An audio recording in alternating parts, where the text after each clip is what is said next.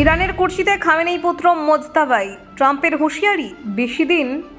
খামেনেইয়ের পর ইরানের কুর্সিতে ছেলে মোজতাবা, তেহরানের বড় ঘোষণা। ইরানের নতুন সুপ্রিম লিডার মোজতাবা খামেনেই, বিশ্বজুড়ে বাড়ছে উত্তেজনা। বাবার পথেই ছেলে, ইরানের সুপ্রিম লিডার হচ্ছেন মোজতাবা খামেনেই। খামেনেই যুগের পর নতুন অধ্যায়, ইরানের ক্ষমতায় মোজতাবা। ইরানে ক্ষমতার পালা বদল, সুপ্রিম লিডার হচ্ছেন মোজতাবা খামেনেই।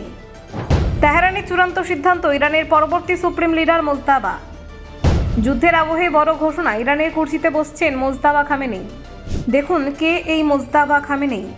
ইরানের নতুন সর্বোচ্চ ধর্মীয় নেতা নিয়ে দীর্ঘ জল্পনার অবসান ঘটল অবশেষে।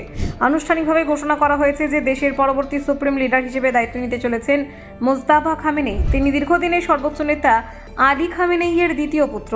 এই সিদ্ধান্তের খবর প্রকাশ করেছে আন্তর্জাতিক সংবাদ সংস্থা রয়টার্স। তাদের প্রতিবেদনে জানানো হয়েছে যে ইরানের ধর্মীয় পরিষদ ভোটাভুটির মাধ্যমে মোজতাবা খামেনেইকে নতুন সুপ্রিম লিডার হিসেবে বেছে নিয়েছে। ইরানের সংবিধান অনুযায়ী দেশের সর্বোচ্চ ধর্মীয় নেতা নির্বাচন করার ক্ষমতা রয়েছে অ্যাসেম্বলি অফ এক্সপার্টস নামে পরিচিত একটি পরিষদের হাতে। এই পরিষদের সদস্য সংখ্যা 88 এবং তারাই দেশের সর্বোচ্চ ধর্মীয় নেতৃত্ব নির্ধারণ করে। রবিবার এই পরিষদের একটি গুরুত্বপূর্ণ বৈঠক অনুষ্ঠিত হয়। সেই বৈঠকে সদস্যদের সিংহভাগ মোজতাবা খামেনেইকে নতুন সুপ্রিম লিডার হিসেবে সমর্থন জানান বলে জানা গেছে। তবে যুদ্ধ পরিস্থিতির কারণে প্রথম দিকে তার নাম প্রকাশ্যে আনা নিয়ে যথেষ্ট সংশয় তৈরি হয়।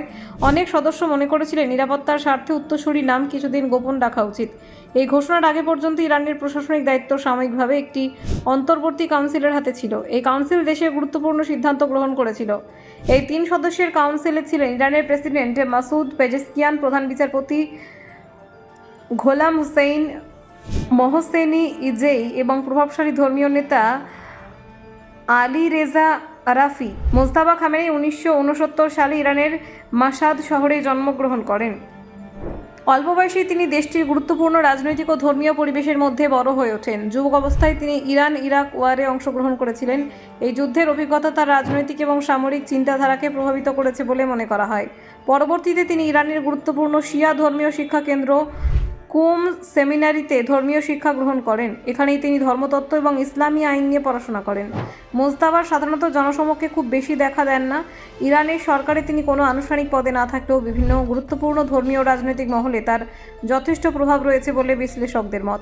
অনেক প্রতিবেদনে দাবি করা হয়েছে যে তিনি ইরানের শক্তিশালী সামরিক সংগঠন ইসলামিক রেভলিউশনারি গার্ড প্রপসের সঙ্গে ঘনিষ্ঠভাবে যুক্ত এবং এর কার্যক্রমে গুরুত্বপূর্ণ ভূমিকা পালন করেন।